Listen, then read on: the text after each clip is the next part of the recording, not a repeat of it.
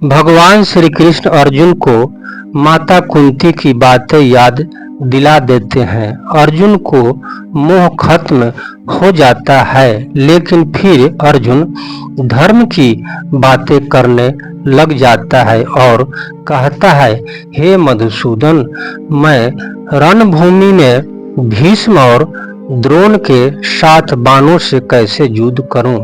क्योंकि हे अरिसूदन, ये दोनों ही पूजा के युग हैं। मधुसूदन और अरिसूदन, ये दो संबोधन देने का तात्पर्य है कि आप दैत्य को और शत्रुओं को मारने वाले हैं, अर्थात जो दुष्ट स्वभाव वाले, अधम आचरण करने वाले और दुनिया को कष्ट देने वाले मधु, कैटभ आदि दैत्य हैं, उनको भी आपने मारा। और जो बिना कारण दोष रखते हैं, अनिष्ट करते हैं, ऐसे शत्रुओं को भी आपने मारा। परंतु मेरे सामने तो पितामह भीष्म और आचार्य द्रोण खड़े हैं, जो आचरण में सर्वथा श्रेष्ठ हैं, मेरे पर अधिक स्नेह रखने वाले हैं और प्यार पूर्वक मेरे को शिक्षा देने वाले हैं। ऐसे मेरे परम हितैषी दादाजी और विद्या गुरु को मैं कैसे मारूं? मैं कायरता के कारण युद्ध से विमुख नहीं हो रहा हूं, प्रस्तुत धर्म को देखकर युद्ध से विमुख हो रहा हूं। परंतु आप कह रहे हैं कि यह कायरता और नपुंसकता तुम्हारे में कहां से आ गया? आप जरा सोचिए कि मैं पितामह भीष्म और आचार्य द्रोण के साथ बाणों से युद्ध कैसे करूं? महाराज, यह मेरी कायरता नहीं है। कायरता तो तब कही जाए जब मैं मरने से डरूं।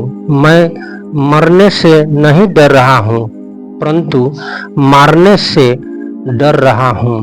संसार में दो ही तरह के संबंध मुख्य है, जन्म संबंध और विद्या संबंध। जन्म के संबंध से तो पितामह भीष्म हमारे पूजनीय है। बचपन से ही मैं उनकी गोद में पाला हूँ।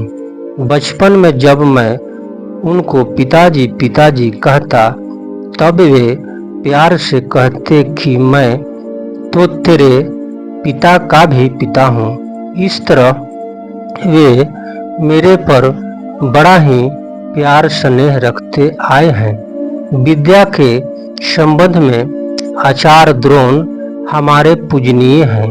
वे मेरे विद्या गुरु हैं।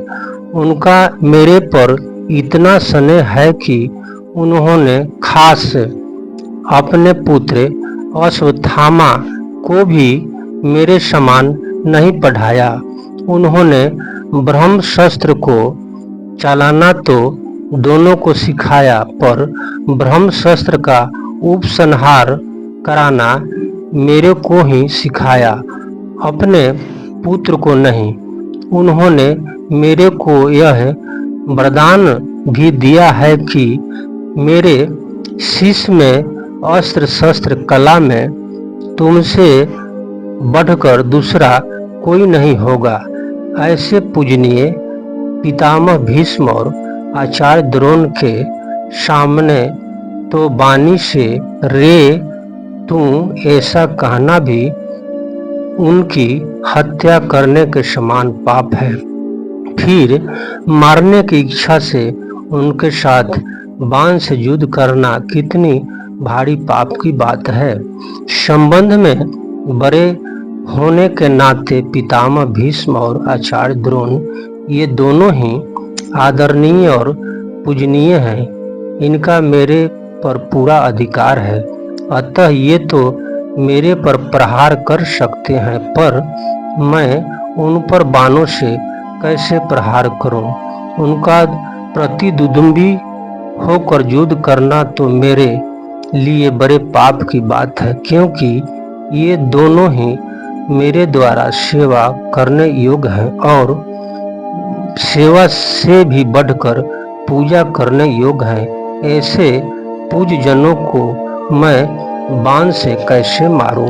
अर्जुन कहते हैं, हम यह भी नहीं जानते कि हम लोगों के लिए युद्ध करना और न करना, इन दोनों में से कौन सा अत्यंत श्रेष्ठ है। हम उन्हें जीतेंगे या वे हमें जीतेंगे जिनको मारकर हम जीना भी नहीं चाहते। वे ही धृतराष्ट्र के संबंधी हमारे सामने खड़े हैं।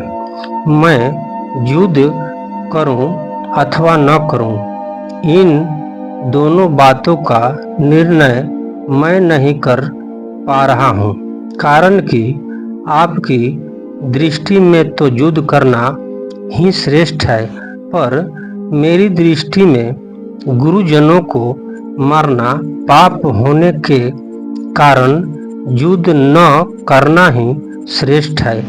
इन दोनों पक्षों को सामने रखने पर मेरे लिए कौन सा पक्ष अत्यंत श्रेष्ठ है, यह मैं नहीं जान पा रहा हूँ। इस प्रकार उपयुक्त पदों में अर्जुन के भीतर भगवान का पक्ष और अपना पक्ष दोनों समकक्ष हो गए हैं।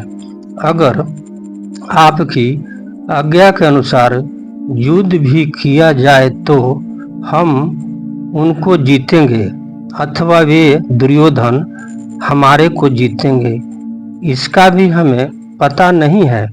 यह अर्जुन को अपने बल पर अविश्वास नहीं है, परंतु भविष्य पर अविश्वास है, क्योंकि भविष्य में क्या होने वाला है इसका किसी को पता नहीं। हम तो कुटुंबियों को मारकर जीने की भी इच्छा नहीं रखते। भोग भोगने की, राज प्राप्त करके हुक्म चलाने की बात तो बहुत दूर रही, कारण कि अगर हमारे कुटुंबी मारे जाएंगे तो हम जीकर क्या करेंगे। अपने हाथों से कुटुंबियों को नष्ट करके बैठे बैठे चिंता शोक ही तो करेंगे। चिंता शोक करने और वियोग का दुख भोगने के लिए हम जीना नहीं चाहते। हम जिनको मारकर जीना नहीं चाहते, वे ही धृतराष्ट्र के संबंधी हमारे सामने खड़े हैं। धृतराष्ट्र के सभी संबंधी हमारे कुटुंबी ही तो है। उन कुटुंबियों को मारकर हमारे जीने की धिक्कार है। तपस्वी महेश कुमार इस कथा को सुनने वाले माता पिता भाई बहन को श्रद्धा और स्नेह के साथ प्रणाम करता है।